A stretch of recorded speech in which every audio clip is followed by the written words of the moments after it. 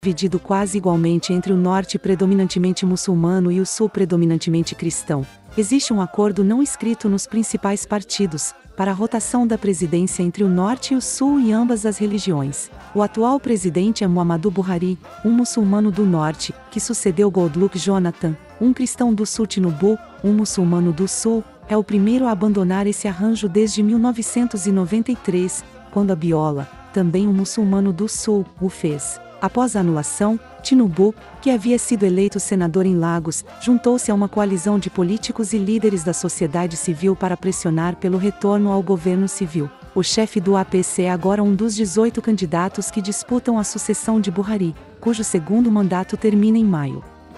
Atiku Abubakar, que perdeu nas primárias presidenciais do SDP para Abiola, e Rabiu Kanvanvazo, eleito para o Parlamento Federal naquela temporada, também estão disputando a presidência este ano nas plataformas do Partido Democrático do Povo, PDP, e do Novo Partido do Povo da Nigéria, NNPP. Alguns dos candidatos marginais incluem o filho mais velho de Abiola, Kola, que passou anos lutando pelo reconhecimento do mandato de seu pai, e Hans al-Mustafa, um oficial militar acusado de cumplicidade na morte de vários ativistas que protestaram contra a subsequente prisão de Abiola. As pressões domésticas e internacionais que acompanharam a anulação e o assédio de ativistas lançaram as bases para o retorno à democracia e à capacidade de transições sucessivas, dizem analistas.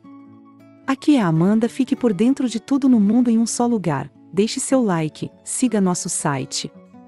Ative o sininho para não perder as novidades ao longo do dia. Compartilhe notícias verdadeiras. Para Hidayah Hassan, diretor do think tank baseado em Abuja, o Centro para Democracia e Desenvolvimento, CDD, o envolvimento contínuo de muitos atores daquele período mostra o poder de permanência dos políticos nigerianos e sua capacidade de evoluir. Isso diz a você que a eleição na Nigéria é como um contínuo, uma volta por vez, disse ela à Al Jazeera.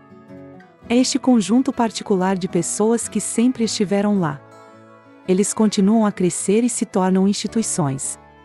Os objetos abatidos sobre a América do Norte nos últimos dias não eram tripulados e não pareciam enviar sinais de comunicação, disseram os Estados Unidos, já que persistem dúvidas sobre a natureza e a origem da aeronave. O porta-voz de Segurança Nacional da Casa Branca, John Kirby, disse a repórteres na segunda-feira que, embora Washington não tenha razão específica para suspeitar que os objetos estavam realizando vigilância, não é capaz de descartar a possibilidade.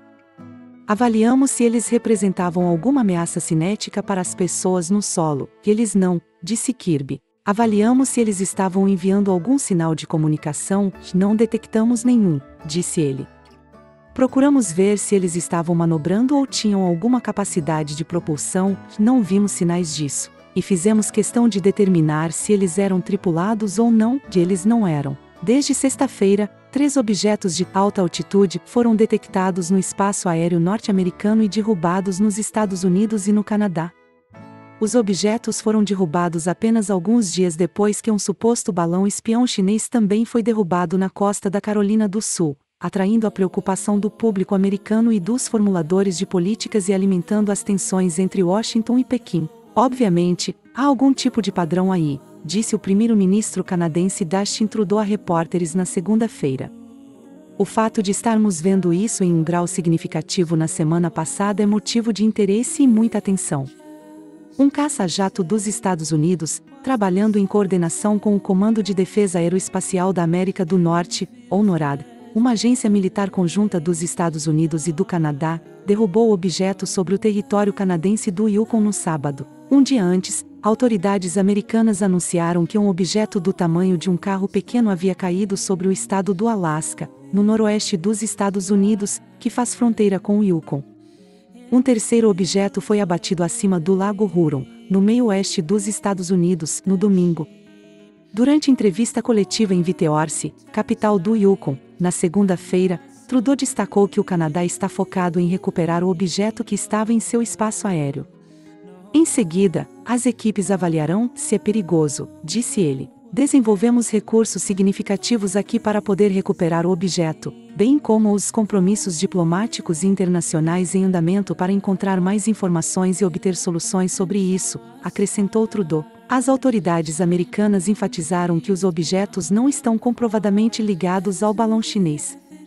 Eles eram muito menores em tamanho e voavam em altitudes mais baixas, onde representavam uma ameaça à aviação civil. Ramala, Cisjordânia ocupada, 2 palestinos, incluindo um adolescente, foram mortos por forças israelenses na Cisjordânia ocupada, enquanto o novo governo de extrema-direita de Israel intensificava ataques mortais nos territórios ocupados. Mahmoud Majid Mohamed Al-Aedi, 17, foi baleado e morto pelo exército israelense na manhã de terça-feira durante um ataque ao campo de refugiados de Fará, na província de Tubas, no norte da Cisjordânia ocupada.